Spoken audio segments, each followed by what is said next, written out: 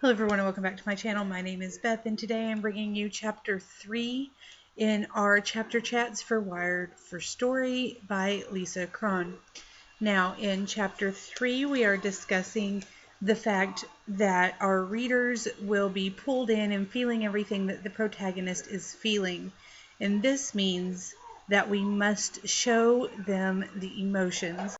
To begin the chapter, which is appropriately called I'll Feel What He's Feeling, we have the cognitive secret that emotion determines the meaning of everything, and if we are not feeling, we are not conscious. And then we have the story secret. All story is emotion-based. If we are not feeling, we are not reading. Now, the first page and a half or so of this chapter discusses a case study. A gentleman had a benign tumor in his frontal cortices, and when they removed that, they actually somehow removed his ability to feel. So his emotions went bye-bye.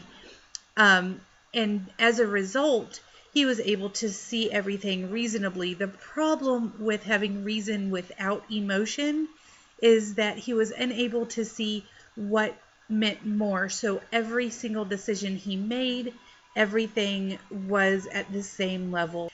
Before the procedure, he was a successful businessman. He had a family and kids and was just very happy.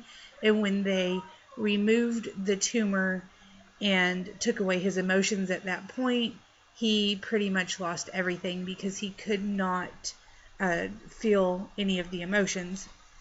And what this illustration is telling us is that emotion and reason are very, very close. Now, if you don't know that already, I'm assuming that you have not watched Legally Blonde, and whether or not you have watched it or watched it recently, you need to go watch it now.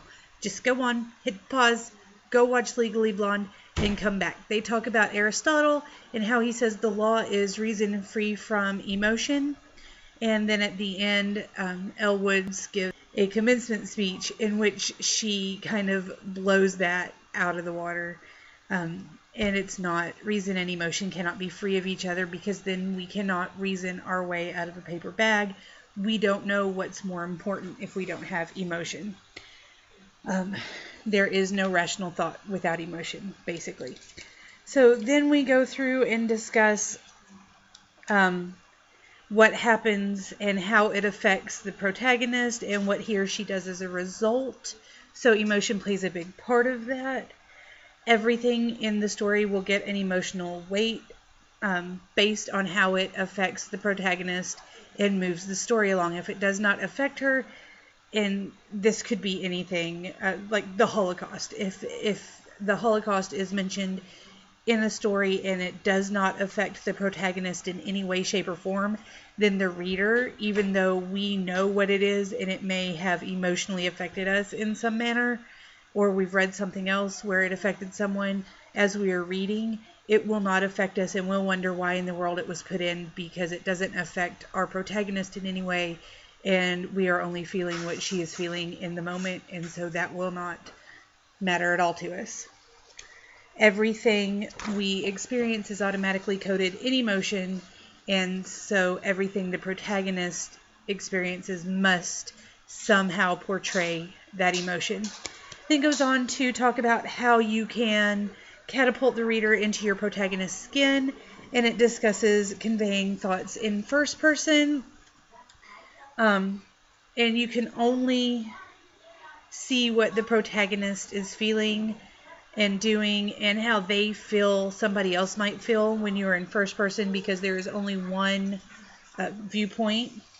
And then it discusses the 3 different types of third-person writing and how those might work with this emotion-fueled writing. And I am writing in third-person omniscient, which means I have multiple protagonists, and I am all-seeing, all-knowing, supposedly all-objective narrator who is traditionally trustworthy. I'm not completely third-person omniscient in the way I'm writing. It is mostly third-person omniscient, but tweaked a little because I don't like to just do things the way I'm told to do them. But in that, she also discusses body language and head hopping. So head hopping is where you have a protagonist in this paragraph and we see things from his point of view, and then the next paragraph is somebody else and you switch back and forth very, very quickly, which is bad. Don't do that. When you start in one person's head, you stay in that person's head for the passage, the chapter, or the entire book, depending on how you're writing and how many points of view you have. That out of the way. She then talks about body language, and I'm going to read you a quote from page 58. And it says, "Body language is the first thing we humans learn to decode, because even back in the Stone Age, we knew that what a person grunts and what he really means might be two very different things." This is insanely true. And before I was mama and before I moved back in with my parents, with my daughter, I lived in a little house in Texas and I had roommates. And we would go for long periods of time without actually speaking real words to each other, or more than one or two words at a time. Most of it was point, grunt, repeat. So that is definitely a body language type of environment that you've got going on there. And in order to convey emotion without slamming it down your reader's throat, body language is very, very usable. I'm going to skip several pages and go to myth. So the writing myth for this chapter is write what you know, but the reality is write what you know emotionally. And this is, I have a little note right here that says, this is how we can write convincing space operas, sci-fi, fantasy, or romances about things we have never done in places we have never been. If we are emotionally sure of what we're writing, then we can do research and pass it off as very true to life. But if we are not emotionally sure and we don't know, we don't understand what our characters are going through, then all of the appropriate research or knowledge about the setting and the science behind whatever they're doing does not matter at all. And finally, we're going to go to the checkpoint. Now, the first three of these I'm just going to read for you because I am writing in third person, and these are kind of first person and or things that I have to go back and fix or look back over once I've gotten my very, very rough draft of The Way We Were completed. So the first one says, does your protagonist react to everything that happens and in a way that your reader will instantly understand? Can we see the causal link between what happened and why she reacted the way she did? Are we aware of what her expectations are so that we can tell whether or not they're being met? And if she isn't in the scene in question, do we know what happens will affect her eventually? So I think I'm doing that, but again, it's something I'm going to have to go back and check. Secondly, if you're writing in the first person, is everything filtered through the narrator's point of view? The narrator does not mention anything that doesn't relate to the story and already have the personal spin on it. So if it doesn't affect them, it shouldn't be in the story at all.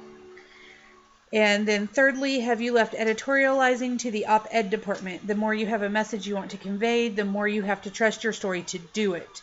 The joy of reading is getting to make up your own mind about what a story's ultimate message is. The joy of writing is being stealthy enough to stack the deck so that your reader will choose yours. And then finally, the one I can answer truthfully about what I'm currently writing. Do you use body language to tell us things we don't already know? You should be thinking of body language as a tell, something that cues your reader into the fact that all is not as it seems. And boy, howdy do I. My characters love to sound perky and happy, but be glaring while they do it. And I like to mention that because, well, I know how my friends and I act, and I know how my students act, and I know how my daughter acts. And I love to throw that in because it is a very interesting tidbit, at least to myself, and hopefully it helps my characters seem more believable. That's all I've got for you guys today. I will be back at it again soon with chapter 4. What does your protagonist really want? So that sounds like it's going to be very interesting. I can't wait to get that read and make the video. And until next time, don't forget to like, comment, and subscribe. Let me know if you guys are enjoying these, because if you're not, I will definitely stop and just keep this to myself. But if you are, I would love to hear it because I am enjoying making them for you. Until next time, bye.